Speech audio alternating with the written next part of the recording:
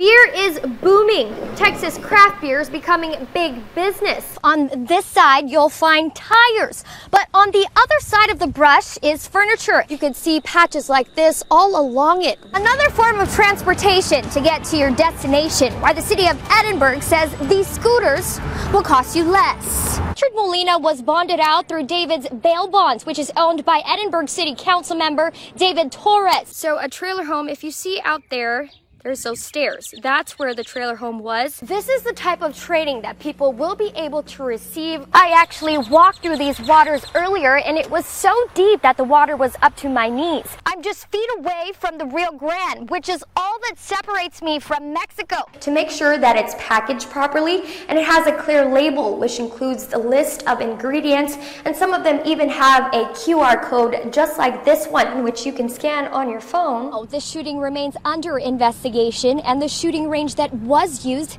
is now closed for good. Now, how do you plan to unite the community over the next 4 years? Near Fronton, Texas, the area known to agents as Cenizo, where people often cross illegally. But with the new border wall system, agents say it will help improve their response times. It will be the first border wall in Stark County. Here in Stark County, you have no type of barrier other than the barbed wire to keep livestock in. It will be 3 miles on federally owned property. Aside from the physical barrier, the system comes with technology, an enforcement zone, and all-weather roads. A resource agent Rodolfo Reyes says has been a need as he's been patrolling the border for 9 years now. A lot of the property here in Stark County is private property, and they're fenced in because some of them have livestock or they still farm the land. So a lot of the property is divided by barbed wire, and we don't have any roads that we can traverse along the river. This is one of the few roads that provides agents direct access to the river. But if it's inaccessible, agents will have to find an alternate route, which can affect their response times. I believe it'll help. They know that they're not going to be able to jump at us easily, so they're going to have to look for a different way to go around it. So hopefully the goal is to get all these smuggling groups out of Stark County if possible. CBP says this project is expected to be completed in the next 6 months. Reporting in Stark County with complete Valley coverage, Jolanie Martinez, CBS 4 Valley at 6. Nicole, Chris, if this little girl wasn't video recording, it's possible that no one would have ever known what happened in that classroom. That child tells me she was taught if she saw something bad happening, to do something about it. As soon as I saw what was going on in the video, my heart just dropped. I couldn't believe that I was leaving my daughter with this lady every single day, and she was treating the kids this way.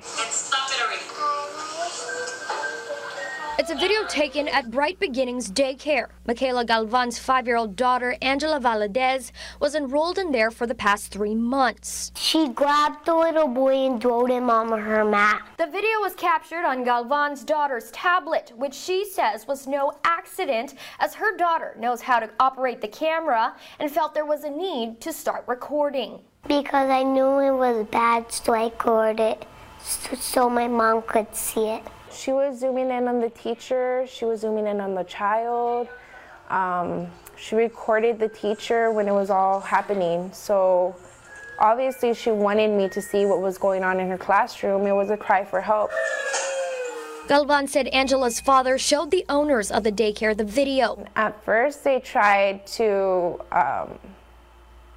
excuse her behavior, which was shocking because in the video it shows everything. When asking the owners what the consequences were, they told him they would write her up. And that's when he told them, okay, how many write-ups does it take before you can fire her or something's done? And they just said, we'll just give her a write-up. Angela has since been taken out of the daycare. We reached out to Health and Human Services, who is aware of the incident and is currently investigating. As for Galvan, she is glad her daughter pressed the record button. To see that kid thrown around, that could have been my kid. That was just one part of the video where my daughter recorded. What about the other part? Like, what about the other times that she's there? There could be worse things going on, and I wouldn't know. But I'm glad she recorded that because now we know that there's something going on there and it's not right. I reached out to Bright Beginnings Daycare for comment, but they said they had nothing to say because they have already addressed the parents. Live in McAllen with complete Valley coverage, Jolanie Martinez, CBS 4 Valley at 6. So we're not saying that it's a deployment, it's a temporary assignment away from home in support of CBP. And home for some troops in the coming weeks is a base camp in Donna. So barracks for us is a living facility, but we're in a field environment, so that helps give it some perspective. Where they will eat, sleep on cots, and even freshen up after a day of support missions. It sends water to the side here with the pumps. Soldiers able to over the shower. A medical treatment facility also lies within the base, providing assistance to anyone who walks through their tents, even the immigrants. You have the ability to do labs, any dental work. We also have a behavioral health specialist here, just to also just make sure that all the folks working in the area are taken care of while they're operating here. One of the things that CBP and DHS has requested for is the soldiers' support in placing these barriers along the border. Border Patrol and Border Security decided that these were areas that needed to be reinforced. So we're out here putting in the wire that they desire to repel anyone that's in unauthorized areas. But the troops will not be conducting any arrests. We call it the standing rules of force. And so the only personnel who are carrying any sort of sidearm are our military, our military police officers. And again, that's just so that they can help, provide force protection for our soldiers. And although the troops are away from home, the idea of helping their fellow brothers and sisters in uniform is what keeps their morale up. We have time to actually support our brothers, actually give that support when needed. If we needed it, I'm pretty sure they would probably return the favor. So it's actually one of those things that we can work out a partnership and probably in the future maybe do some other exercises together. Reporting in Donna with complete Valley coverage, Jolanie Martinez, CBS 4 Valley, tonight.